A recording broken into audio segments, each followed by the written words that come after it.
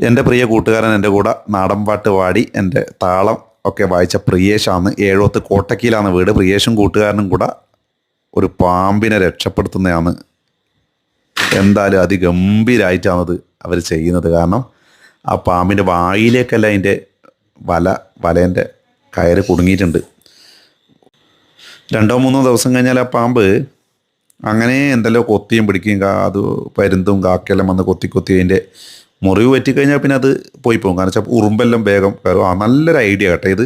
കാരണം പാമ്പിനെ പിടിക്കുന്നവർ നമ്മൾ വെറുതെ പാമ്പിനെ പിടിച്ച് ഗോഷ്ടിപ്പ് കളിക്കുന്നതിനേക്കാണ് നല്ലത് ഒരു പൈപ്പ് എടുത്ത് അതിൻ്റെ വായിലേക്ക്. അതൊരു സത്യം. അത് ഞാൻ കാണുന്നത് അതിൻ്റെ കഴുത്തിലേക്ക് അങ്ങ് ഇട്ട് കൊടുക്കുകയെന്ന്. അതിൻ്റെ കഴുത്തിൽ ഇട്ട് കൊടുത്ത് രക്ഷപ്പെട്ട എനിക്ക് കടി മണിക്കണ്ട.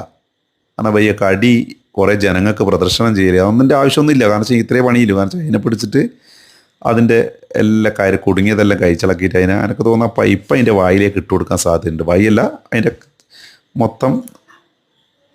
തല മൊത്തം അതിനുള്ളിലേക്ക് കയറ്റാൻ സാധ്യതയുണ്ട്. അങ്ങനെ കയറി കിട്ടിയാൽ രക്ഷപ്പെട്ട്. കാരണം പിന്നെ അതിൻ്റെ ആ തലര അതിൻ്റെ ബാക്കി ഭാഗത്ത് അതന്നെ അങ്ങനെ പിടിച്ച് പിന്നെ ഇനിയിപ്പോൾ ഈസി ആയിട്ട് അവർക്ക് അതിനുള്ളിലേക്ക് ഇങ്ങനെ പോയിക്കൂടെ. അതിനുള്ളിലേക്ക് അങ്ങനെ ഇപ്പോഴേ വിടാണ്ടിരിക്കുന്നതല്ല. കാരണം ഇപ്പോഴേ വിട്ടാൽ കഴിഞ്ഞാൽ പാമ്പ് നേരെ അപ്പുറത്തെ ഭാഗത്ത് തലയെത്തി പിന്നെ ആദ്യം കടിമണിക്കാൻ സാധ്യതയുണ്ട്. അപ്പോൾ കടിമണിക്കാണ്ട് നല്ല നീറ്റായിട്ട് മുറിവ് പറ്റാണ്ട്. ഇപ്പോൾ ഈ പാമ്പിന് മുറിവ് പറ്റുന്നത് നല്ലതല്ല. കാരണം പാമ്പിന് മുറിവ് പറ്റിയാൽ ഉറുമ്പെല്ലാം വന്ന് അതിൻ്റെ അരിക്കാൻ സാധ്യത. അപ്പോൾ അവർ അത് ശ്രദ്ധിച്ച് തന്നെയാണ് ചെയ്യുന്നത്.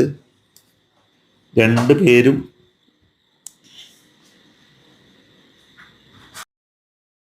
അധ്വാനിക്കുന്നുണ്ട്. 2 പേർക്കും അധ്വാനമുണ്ട്. കാരണം വെച്ചാൽ ഒരാൾ പിടിക്കുന്നു, മറ്റാൾ അതിനെ മുറിച്ചളക്കുന്നു. ഒരു മടിയുമില്ലാതെ നമ്മളെ മീനെല്ലാം പിടിക്കുന്നവരെ പിടിച്ചിട്ടാണ് ഇപ്പോൾ ഇവർ കൈകാര്യം ചെയ്യുന്നത്. ഈ വലയിൽ കുടുങ്ങിയ വേഗം ചത്തു എന്ത് സാധനമായാലും.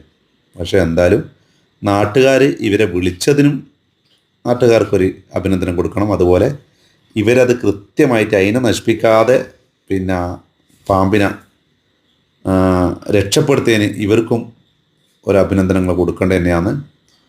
ഇനി അതിനെ സുരക്ഷിതമായി അതിൻ്റെ ഇടത്തിലേക്ക് അവർ പറഞ്ഞയക്കട്ടെ.